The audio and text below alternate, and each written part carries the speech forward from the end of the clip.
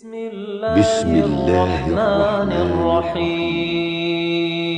أباج فاعرفه حقا وانتخه، متفق لفظا وخطا متفق، وضده فيما ذكرنا المفترق، مؤتلف متفق الخط فقط، وضده مختلف فاخشى الغلط، والمنكر الفرد به راو غدا، تعديله لا يحمل التفردا، متروكه مواحد به انفرد، وأجمعوا لضعفه فهو كرد، والكذب المختلق المصنوع على النبي فذلك الموضوع، وقد أتت كالجوهر المكنون سميتها منظومة البيقوني، فوق 30 بأربع أتت أقسامها تمت بخير ختمت.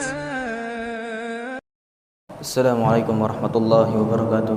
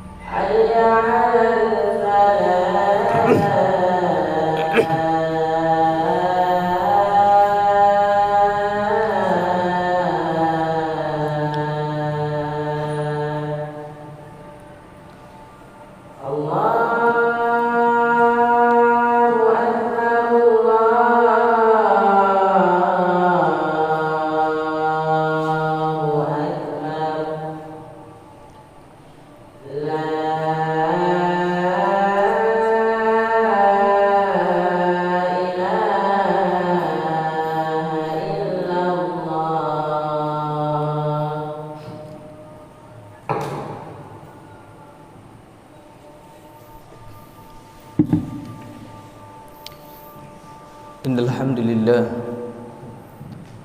nahmaduhu wa nasta'inuhu wa nastaghfiruh wa na'udzu billahi min shururi anfusina wa min sayyiati a'malina may yahdihillahu fala mudilla lahu wa may yudlil fala hadiya lahu. Asyhadu an la ilaha illallah wahdahu la syarika lahu وأشهد أن محمدا عبده ورسوله أما بعد قال الله في كتابه الكريم يا أيها الذين آمنوا اتقوا الله حق تقاته ولا تموتن إلا وأنتم مسلمون يا أيها الناس اتقوا ربكم الذي خلقكم من نفس واحدة وخلق منها زوجها وبث منهما رجالا كثيرا والنساء واتقوا الله الذي تساءلون به والأرحام إن الله كان عليكم رقيبا يا أيها الذين آمنوا اتقوا الله وقولوا قولا سديدا يصلح لكم أعمالكم ويغفر لكم ذنوبكم ومن يطع الله ورسوله فقد فاز فوزا عظيما فإن أصدق الحديث كتاب الله وخير الهدي هدي محمد صلى الله عليه وسلم وشر الأمور محدثاتها وكل محدثة بدعة وكل بدعة ضلالة وكل ضلالة في النار جماعة رحمني ورحمكم الله جميعا. Nabi sallallahu alaihi wasallam pernah bersabda, talabul ilmi fariidatun ala kulli muslim. Menuntut ilmu itu merupakan kewajiban untuk setiap muslim, yang perempuan atau yang laki-laki. Dan juga di dalam hadis ini tidak ada batasan umur. Artinya, tatkala seseorang diwajibkan untuk menuntut ilmu, itu kewajibannya tidak akan gugur selama dia masih hidup di dunia ini. Kemudian juga Nabi sallallahu alaihi wasallam pernah bersabda, "Man salaka tariqan yaltamisu fihi ilma, sahalallahu lahu bihi tariqan ilal jannah." Barang siapa yang menempuh jalan dalam rangka mencari ilmu, maka Allah Subhanahu wa taala mudahkan baginya jalannya untuk menuju surga. Jamaah rahimani wa rahimakumullah jami'ah. Kenapa Nabi sallallahu alaihi wasallam memilih lafaz yaltamisu bukan lafaz talab? Sedangkan menuntut ilmu itu berasal dari talaba yatlubu. Akan tetapi Nabi sallallahu alaihi wasallam di dalam hadis ini memilih lafaz yaltamisu. Perlu diketahui bahwasanya yaltamis itu mengandung makna at-talab ma'at tawadu'. Menuntut juga harus bertawadu'. Artinya seseorang menuntut ilmu itu, apalagi ilmu syar'i, butuh dia mengetahui tentang manhajiyah, tata cara mengambil ilmu yang benar, dengan cara menuntutnya, juga apa yang harus dia dahulukan tatkala menuntut ilmu. Disebutkan oleh Syekh Abul Hasan Ali Ar-Rajihi di dalam kitabnya tentang Al-Manhajiyah, Al-Manhajiyah fi Talabil Ilmi, tata cara metode menuntut ilmu. Yang pertama beliau sebutkan adalah sidqun niyyah. Ini yang paling dasar. Seseorang tatkala menuntut ilmu harus dia tanamkan dengan niat yang baik dan bagus. Beliau bawakan dalil firman Allah Ta'ala, kata Allah Subhanahu wa Ta'ala, wa ma umiru illa liya'budullaha mukhlisina lahuddin. Tidaklah mereka diperintahkan melainkan agar mereka beribadah kepada Allah Subhanahu wa Ta'ala, ikhlas beragama untuk Allah Subhanahu wa Ta'ala. Artinya apa? Tatkala dia melakukan ibadah, pastikan ibadah itu hanya diniatkan ikhlas untuk Allah Subhanahu wa Ta'ala. Dan menuntut ilmu merupakan ibadah.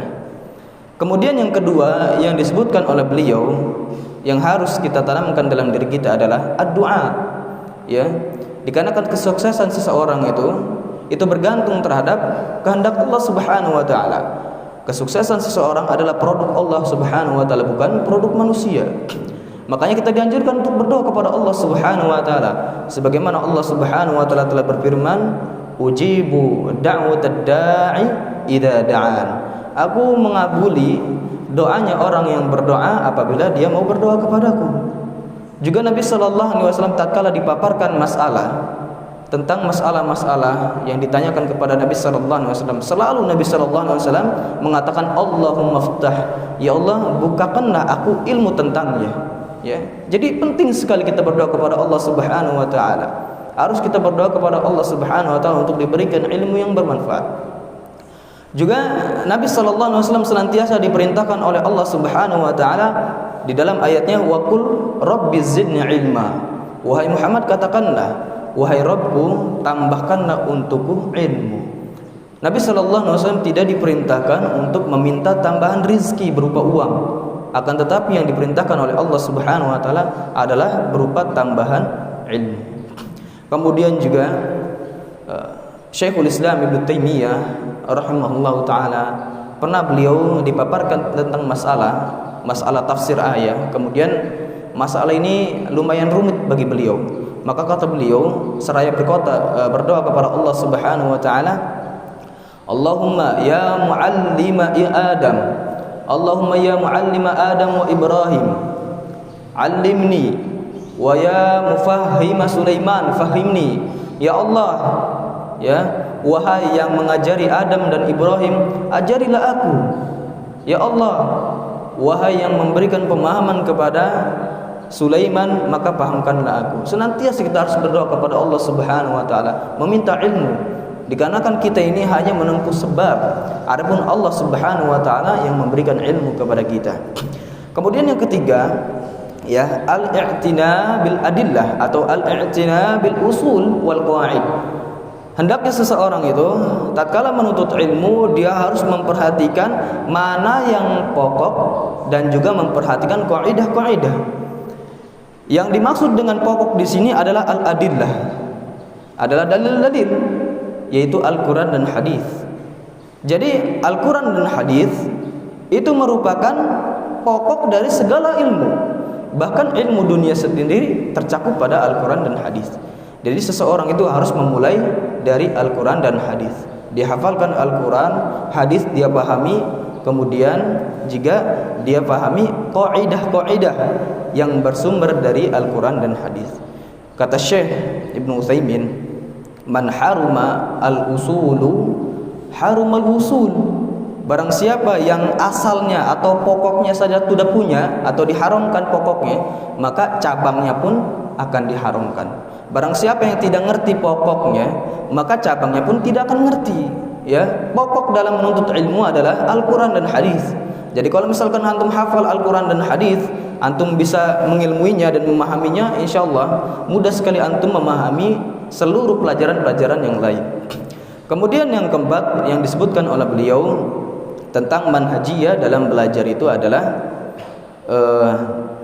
antum harus at-tahdir. Ya, at-tahdir adalah murojaah atau persiapan sebelum belajar. Itu penting sekali. Persiapan sebelum belajar. Sebelum masuk ke dalam halaqah, antum baca kitabnya dulu. Antum baca kitabnya, antum pahami. Kira-kira antum sudah paham belum? Kalau misalkan belum paham, ya antum akan fokuskan pada masalah yang belum paham itu. Atau kalau misalkan antum memiliki pertanyaan, nanti antum bisa bertanya. Dikarenakan antum sebelum belajar sudah memahami dan mencoba untuk membaca terlebih dahulu. Kemudian yang selanjutnya termasuk manhajiyah dalam belajar adalah mudzakarah. Ya, mudzakarah artinya apa? Mengulang-ulang, murajaah. Ya. Dan ini penting sekali untuk seseorang kalau ingin faqih dan ingin berilmu, dia harus murajaah. Kata para ulama, murajaah adalah ihya'ul ilmi mudzakaratuh. Menghidupkan ilmu itu dengan cara apa? Memurajaahnya. Kemudian yang selanjutnya, jamaah rahimani wa rahimakumullah jami'ah, hendaknya seseorang itu tatkala menuntut ilmu jangan pernah terbesit di dalam hatinya bahwasanya dia akan mengulangi kitab tersebut. Dikarenakan ini adalah sesuatu yang tidak layak untuk para penuntut ilmu. Di mana tatkala seseorang menganggap dirinya akan mengulangi kitab yang sedang kita baca itu, maka niscaya dia akan belajar kitab tersebut tidak akan fokus. Dikarenakan sudah terbesit di dalam hatinya, nggak ada masalah. Sekarang tidak paham, nanti juga akan belajar lagi. Nah, itu nggak boleh. Makanya kata Ibnu Badran, beliau mengabarkan dari syekhnya yaitu Muhammad bin Utsman, kata beliau, la yanbaghi ya liman yaqra kitaban yuridu qira'atahu marratan ukhra. tidaklah layak bagi seseorang itu membaca sebuah kitab dia inginkan membaca yang kedua kalinya, itu tidak layak ya. Tatkala seseorang ya terbesit di dalam hatinya untuk mengulangi kitab tersebut, maka niscaya dia tidak akan fokus untuk belajar. Kefokusan dalam belajar itu penting sekali ya. Ya, antum fokus dalam belajar itu penting sekali, dan itu yang membuat betapa besarnya dan betapa banyak ilmu yang antum dapatkan, yaitu dengan kefokusan antum dalam belajar. Jadi jamaah rahimani wa rahimakumullah jami'a, kita harus tanamkan beberapa manhajiyah ini di dalam diri kita, dan ada lagi beberapa manhajiyah yang kita akan sebutkan. Kemudian di antaranya juga ya, manhajiyah dalam belajar, hendaknya seseorang itu mengamalkan ilmunya, dan itu penting. Diamalkan ilmunya apa yang sudah dia dapatkan, dan ini pun merupakan murojaah yang paling besar dan yang paling efektif ya. Dan memang itu juga tujuan ilmu, tujuan Al-Quran diturunkan dan tujuan Rasul SAW diutus itu memperbaiki amalan kita, bukan dalam rangka memperbanyak ilmu. Makanya Nabi SAW bersabda di dalam hadis yang diriwayatkan oleh Abu Barzah Al-Aslami radhiyallahu anhu, kata beliau, la tazulu ya abda atau qadama abdin hatta yus'al an arba'in. Kaki seorang hamba itu tidak akan bergeser kelak di hari kiamat sampai ditanya tentang 4 perkara. An umrihi fima afnah, tentang umurnya untuk apa dia habiskan. Wa ilmihi ya madza amila bih, tentang ilmunya apa yang kira-kira dia sudah amalkan dengan ilmu tersebut. Jadi penting, itu akan ditanya oleh Allah Subhanahu wa taala. Ya, seberapa banyak ilmu yang antum miliki, itu akan ditanya oleh Allah Subhanahu wa taala untuk apa ilmu tersebut. Di sini di hadis ini dijelaskan bahwasanya ilmu itu untuk apa? Untuk diamalkan, bukan untuk ditampung atau dikumpulkan. Kemudian selanjutnya yang akan ditanya juga, kata Nabi sallallahu alaihi wasallam, an jismihi fima ablah, tentang jasadnya untuk apa dia gunakan. Kalau dia gunakan untuk sholat, untuk beribadah, maka akan selamat. Kemudian yang terakhir, dia juga akan ditanya an malihi min aina iktasabah wa fima anfaqah, tentang hartanya dari mana dia dapatkan dan untuk apa dia gunakan. Aqulu ma tasma'un, astaghfirullah li wa lakum innahu wal ghafurur rahim.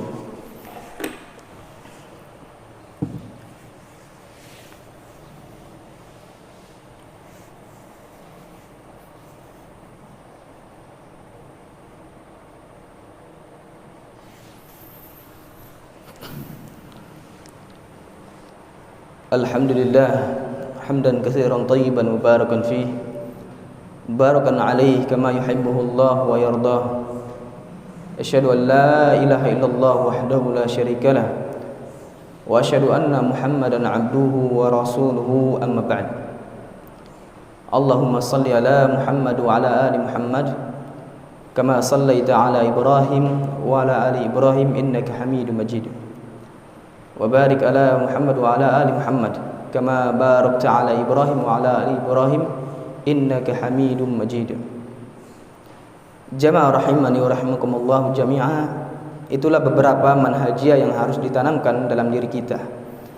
Untuk apa? Supaya kita ini menuntut ilmu tidak salah jalur ya. Kita ini menuntut ilmu tepat pada jalurnya dan tidak melenceng dari jalurnya. Jadi kita harus fokuskan kira-kira mana yang harus kita fokuskan dan mana yang kita harus ya terlebih dahulu kita tangguhkan. Dan itu penting ya. Untuk para penuntut ilmu, dia harus belajar ya. Selagi dia harus rajin, juga dia harus tahu tata cara menuntut ilmu. Dan dia juga harus tahu ya apa saja yang bisa mensirnakan ilmu. Di antaranya adalah maksiat. Sebagaimana Al-Imam Syafi'i pernah bertanya kepada gurunya Waqi'. Beliau bertanya tentang jeleknya hafalan beliau. Maka kata Waqi', ya, yang membuat jeleknya hafalan itu adalah maksiat. Kenapa? Dikarenakan ilmu itu nurun, cahaya, dan tidak mungkin cahaya Allah diberikan kepada orang yang bermaksiat.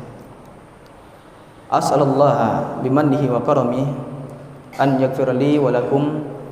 Allahumma inna na'udzubika minal ilmi la yanfa' wa yadur, wa nas'aluka minal ilmi an-nafi' wa amalan mutaqabbala. Allahumma tsabbit qulubana 'alal khairi wal huda wa ba'id anna al-kasal wal malal wal jahla. Rabbana atina fid dunya hasanah wa fil akhirati hasanah wa qina adzabannar. Walhamdulillahi rabbil alamin.